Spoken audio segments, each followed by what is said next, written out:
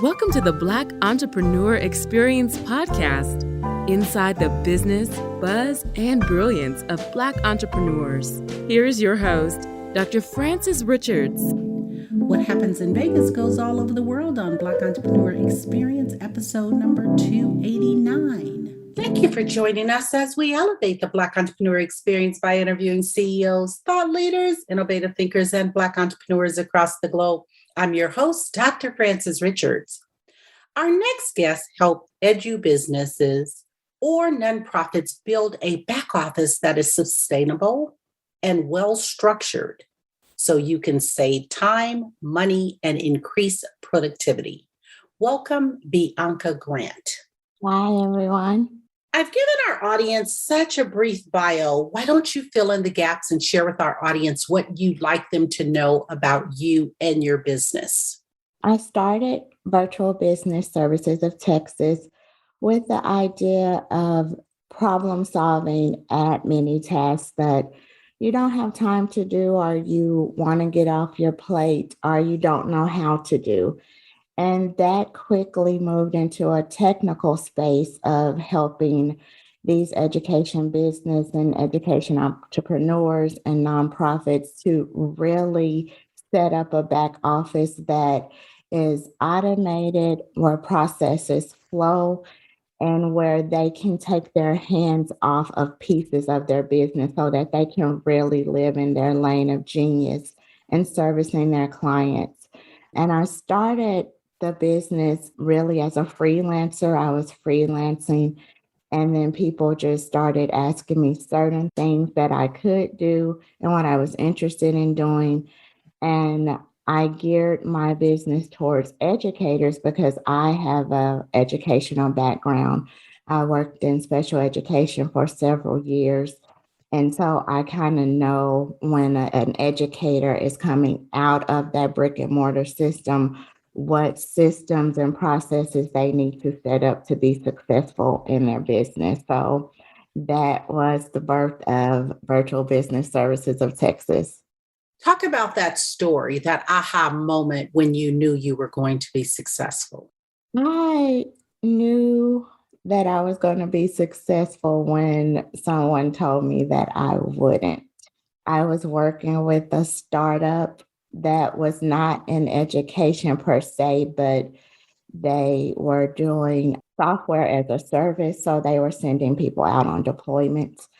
And the CEO came to me and said something to the fact that if you do right, or if you do what I tell you to do, then you'll be more successful than you could ever imagine. But if you don't, you're not going to get anywhere. I gave my 2-week notice then and just hit the ground running, trying to build my business, not necessarily to prove her wrong, but to prove myself right, because I knew I had something that people needed and that my service was valuable. And you've been in business for how long? We have now been officially in business for 2 years with Virtual Business Services of Texas. Talk about the pandemic, pivot, and profiting.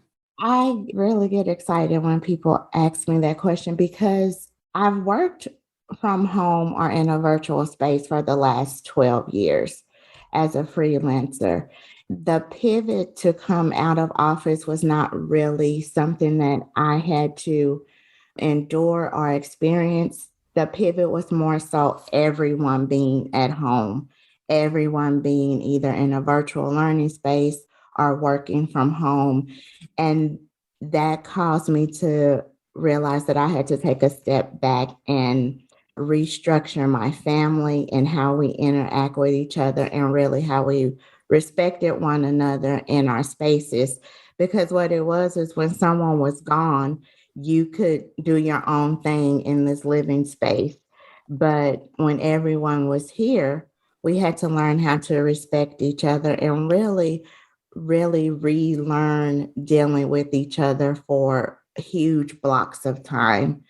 And then as far as profit, a lot of people moved virtually. They moved all of their operations virtually, or they moved their classes online or their courses online, or they were already in the process of doing that.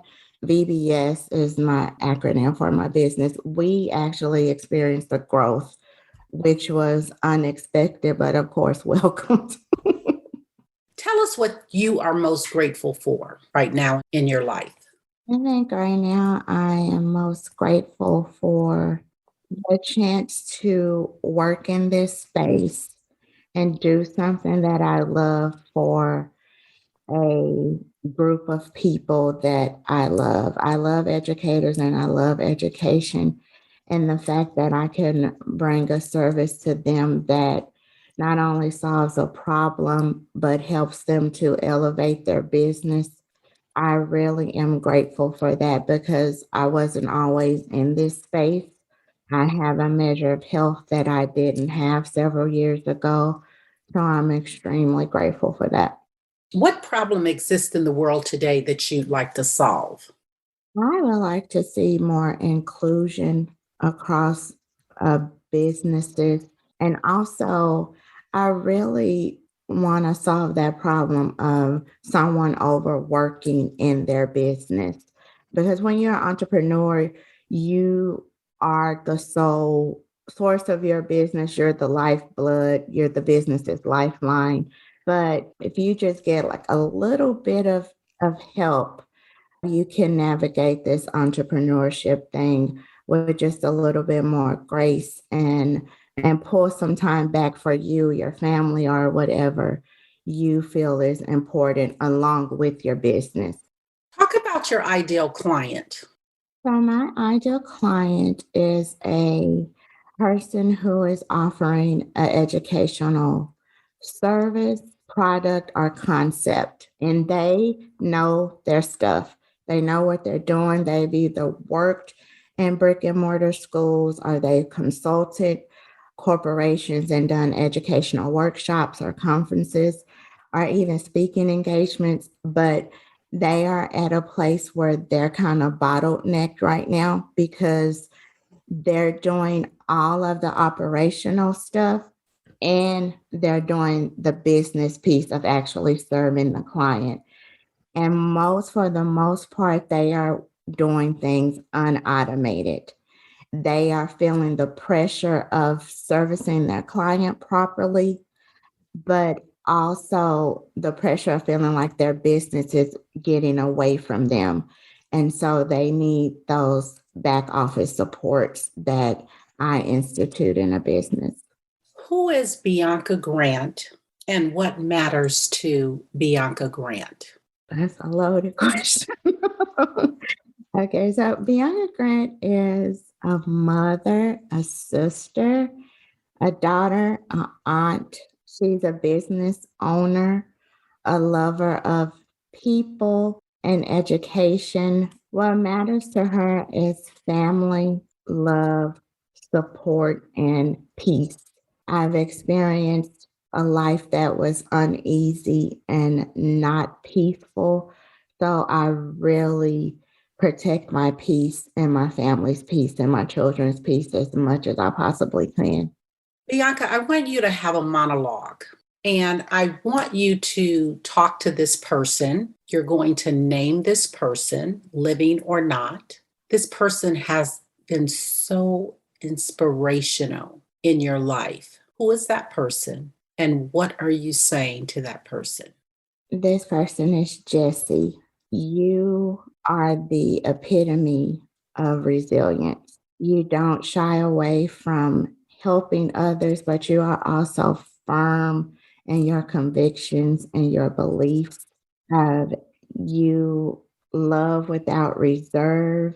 You are a cheerleader and you want to be the champion of the underdog. You are beautiful and respected and missed very much.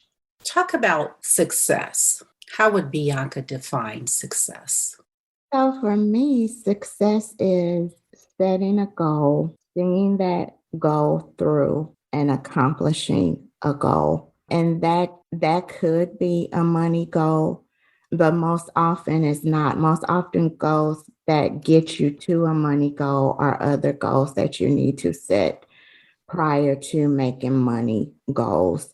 And so for me, setting a goal and working through that goal, even if you fall, even if you fail, even if you fall off the wagon a few times, and then accomplishing it, that's success to me.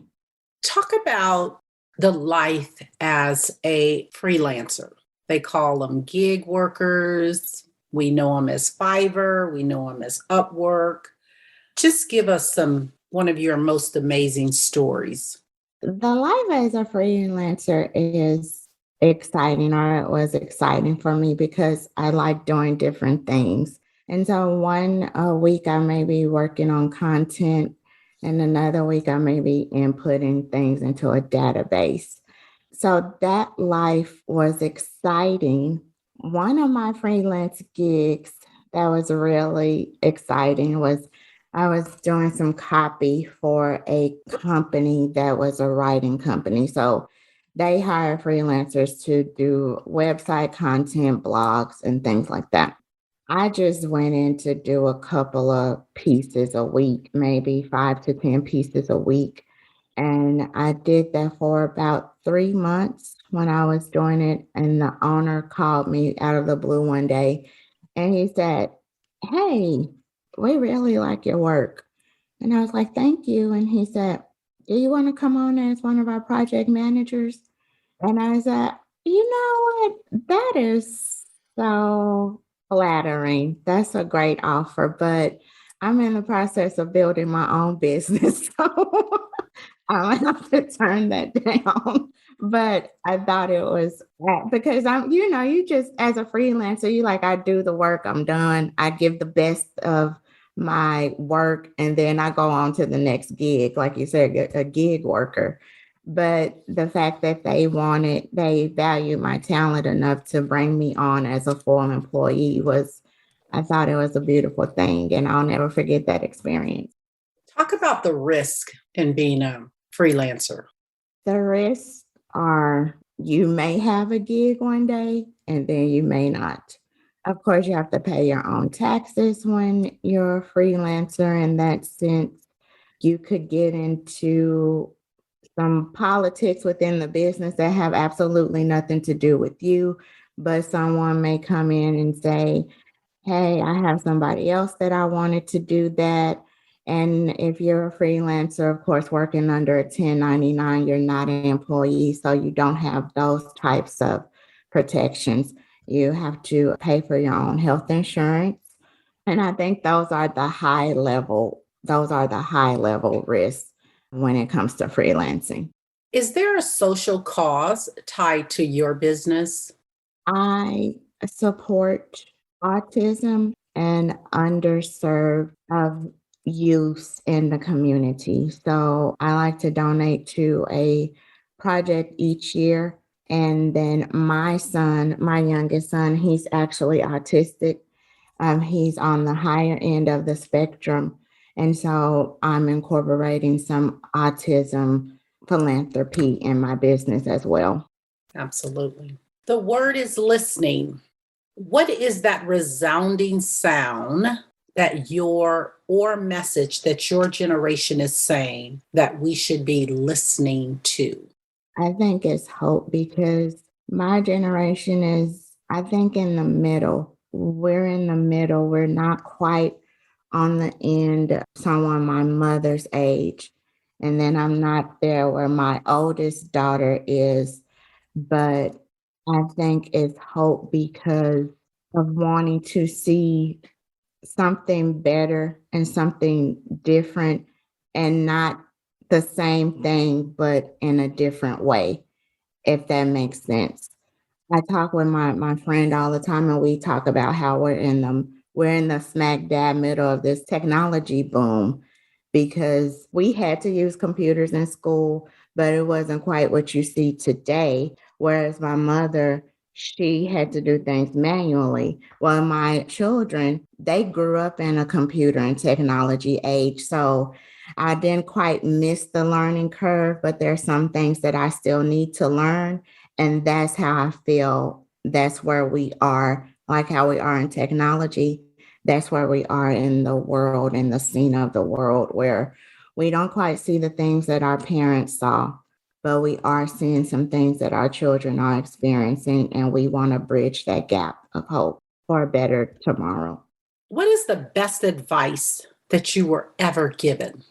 I think the best advice I was ever given was to go for it, to try it anyway and see what happens. It may not turn out good, but do it anyway. That's the best advice I was given.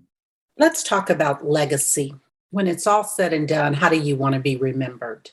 I want to be remembered as someone who was loved and respected, and someone who did not give up even with adversity. But more importantly, I want to be remembered as someone who was loved. If anyone could say anything about me, I want them to be able to say, you know what, she was really loved. People loved her. Talk about your top 2 influencers. Who are they and what lessons do they teach you? Well, my first one really is Tabitha Brown. She's the vegan influencer that started out on Instagram, I believe. And I'm just amazed at her tenacity and her personality. One, you really believe that that's who she is. And she just brought it to the fore on a public forum like Instagram. We are actually the same age. I think she may be a couple of years older than me. And so I'm always inspired by someone starting to do something at an age where people say, well, you should be sitting back or doing something different or collecting your unemployment or things like that. That always sparks that thought that you're never too old to learn. You're never too old to start a business. You're never too old to do some things that are going to help you bring some light into the world. And then Annette, the other person that I'm really impressed by, she is an entrepreneur in the Dallas area. I forget her name, but let me see if I can find it. She started a food company called Joy Foods. And she was working at Pilgrims in operations and wanted to do something different with like bringing frozen foods into the school districts. And no one else wanted to touch it. No, like Pizza Hut, the big vendors, they didn't want it. And so she took it and formulated a recipe, and she took it to market and took it to research and development. And she was able to do that from her background in operations of food. And so now she owns this multi-million-dollar company that services schools, public schools, with frozen foods. And so again, I'm just inspired, especially by women of color who decide to do something and move forward with it. I think we are the most innovative and most brilliant people on the planet. And you give us something, and when I say we're going to turn it out, we're going to show up and show out, just given the opportunity to do so. So I'm always impressed by women of color in this space, especially in this entrepreneurial space. Absolutely. I agree with you 1000%. What do you need right now that you don't have to move the needle forward? Right now, I'm in a space where my business is in a good place that I'm probably looking to bring on some new contractors. I can't just do that because of the type of work I do. I have to make sure that I'm hiring people that align with my core values and what my clients need. That will move the needle forward in a good way. It's just that I need to get in that space where I can find the proper support. Talk about business continuity. What is your highest risk as a business owner? I think the highest risk would be clients or individuals that I work with not understanding the service that we provide and that they need it. Because sometimes people will be like, well, yeah, I need that, but I'll do it. I'll have someone who does it. And if you're not willing to have that conversation, you may not realize what you need. And so I guess it goes back to a lack of conversation and communicating. I have to have conversations with people to help them to understand what they may need in their business. Talk about motherhood, money, and managing a business. Okay. Motherhood as a business owner is interesting. I'm now a single mother. I was married, but my ex-husband and I, we divorced a couple of years ago. That kind of threw a wrench in the plan because I didn't, the plan was for me to build my business while he took on more of the child rearing. And that didn't happen in the way that we wanted it to. And then we got a diagnosis of autism for my youngest son.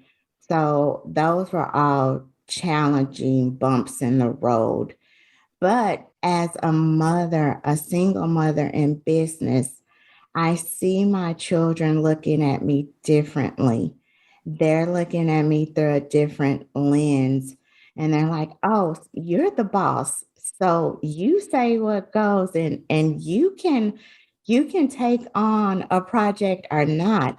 Or you have these meetings and they're like, oh, it's a different level of respect. Not that they don't respect you as their mother, but they see me in a different light as someone owning a business and being the one that calls the shots. As far as money, of course, my business has afforded me the opportunity to do things for my children that I wouldn't have been able to do if I was just an employee, or even if I was still married for that matter, because there were certain things that my husband preferred that I did and things that he wanted to do.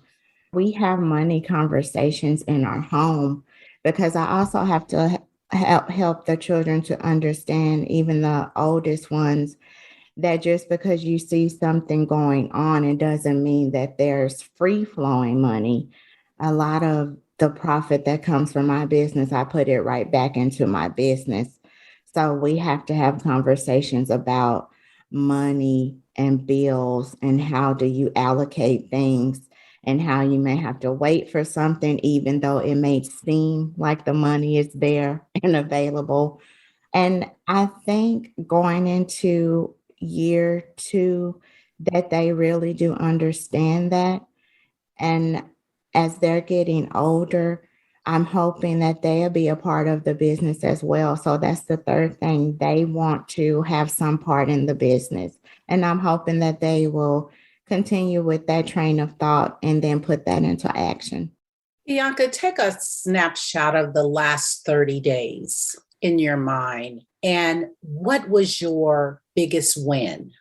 My biggest win was that I had a conversation with a major community college in the area to talk about helping them with some operational things and getting into a partnership with them. And it centers around sustainability and automation and operational procedures.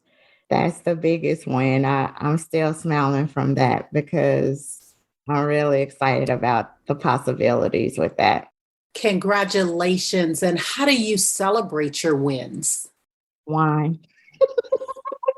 I'm very reflective and I'm a thinker, which is probably why this is a good service for me to provide because I'm always thinking. My brain stays in think mode.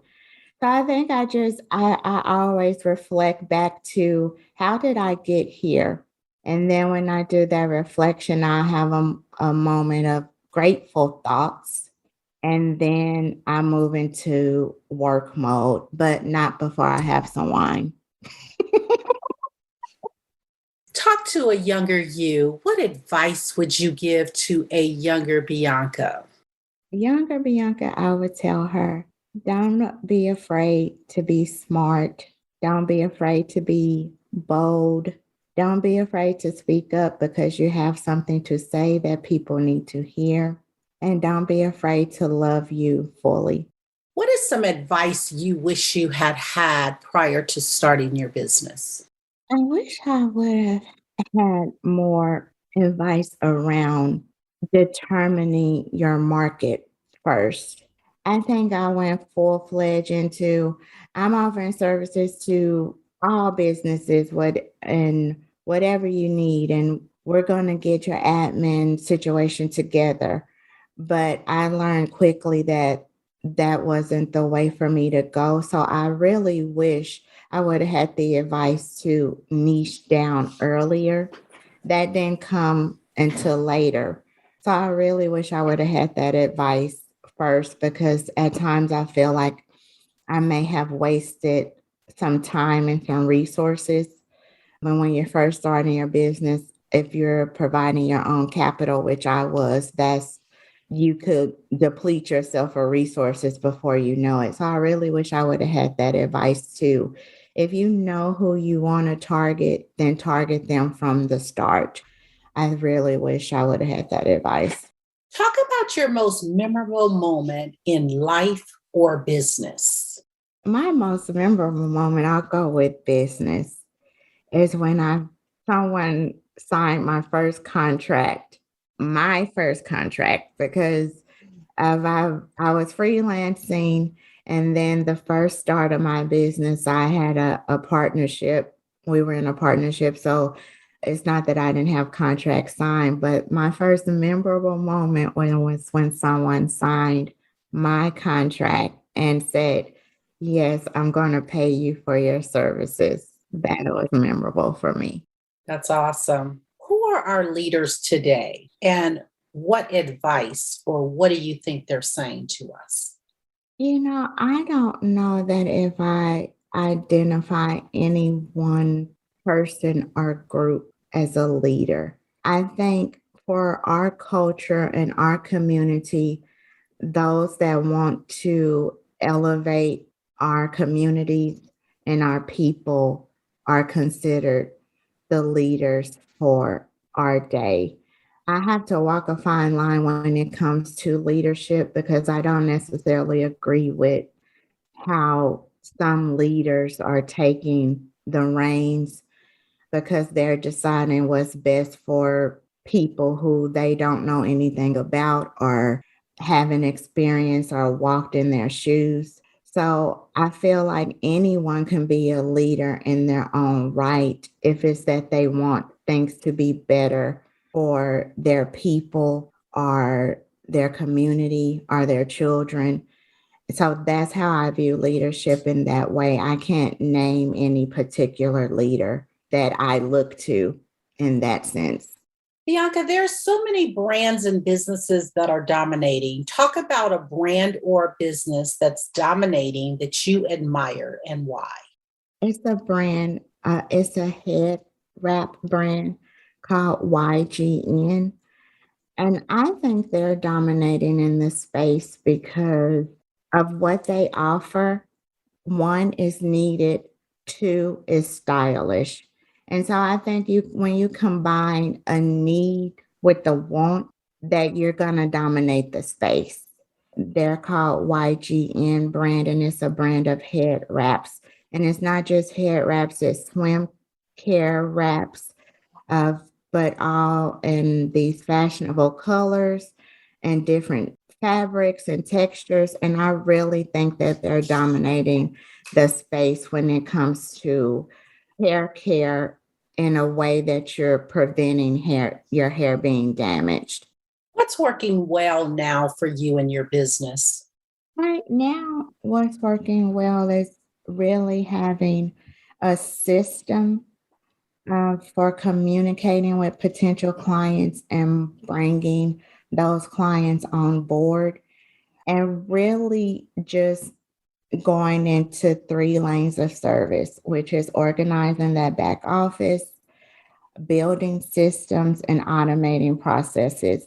When I niche down to that and serving the clientele that I serve, it was like success was just almost instant. So that's really working really well in my business right now. What is your zone of genius? I'm a problem solver. I always have been. I look at something and I try to make it better. What is your best discovery? Was learning that I could use my genius to make money. I think that's my best discovery thus far. Talk about mental health and managing a business. Taking care of your mental health is at the top priority when it comes to managing a business, because if you do not have the mental capability to run your business and deal with clients, then it's not about losing your business. You're going to lose yourself. And so I am a high fan of taking personal days, of taking a step back and recouping yourself. I'm all about self-care.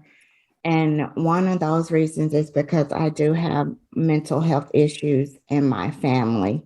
And so I've seen people suffer through mental health issues and try to keep going or try to mask it. And you can't do that. You have to take a step back and take care of yourself, so that, because if you can't take care of yourself, you can't take care of your clients, you can't take care of your family, you can't take care of that business. So I'm a fan of mental health breaks. Sometimes I just step away from my computer and go outside and breathe in some fresh air. I walk around the block. Sometimes I have to take a mental health day, and I don't even look at my calendars. I don't engage in client work. And that's so that I can come back and be stronger for my clients and be what they need me to be and what they hired me for. What does self-care look like for Bianca? So for me, I love music. So I can just listen to music and get lost in the music and feel better. I also like to take long baths. I'm a shower girl by nature, but when I want to relax, I'm going to run a bathtub full of water in my tub and fill it up to the extent possible and soak for at least 20 to 30 minutes while I read a book or have me a glass of wine, of course, coming back to that wine. What is one thing we can do right now to support your business? Like us on our social media channels, follow us on Instagram and Facebook, get an automation consultation to see where you are in your business. Or just spread the word. It's not always about spending money in someone's business. You can support a business by liking a post, suggesting them to a friend, passing out business cards. It really is just about supporting in a way that we really support each other. I support you, you support me, that my business is built on support. So I'm all about supporting in any way that you can. You talked about getting a review of a person's business, their automation or their back-end systems. If someone is listening and they're interested in that, how would they take advantage of that? So to take advantage of that, you need to do is go to our website. That's www.v as in Victor, B as in boy, S as in Sam, O, F as in Frank, TX.com, and click the link to schedule your free discovery call. Talk about redo. What is that event in your life that if you could redo, you would redo, and why? I would redo my marriage. And when I say redo, I wouldn't have done it. I wouldn't have married that person. And it's funny, you can love someone, but have no business with being with that person. And that's what it was. My ex-husband is the father of my two boys. So we've known each other for years and years. And I thought that marrying him was the right thing to do because I did love him. But he wasn't good for me and I wasn't good for him. So sometimes you think, well, I have children with this person and we can make it work, but that's not always the case. So that would be my redo, is to not do.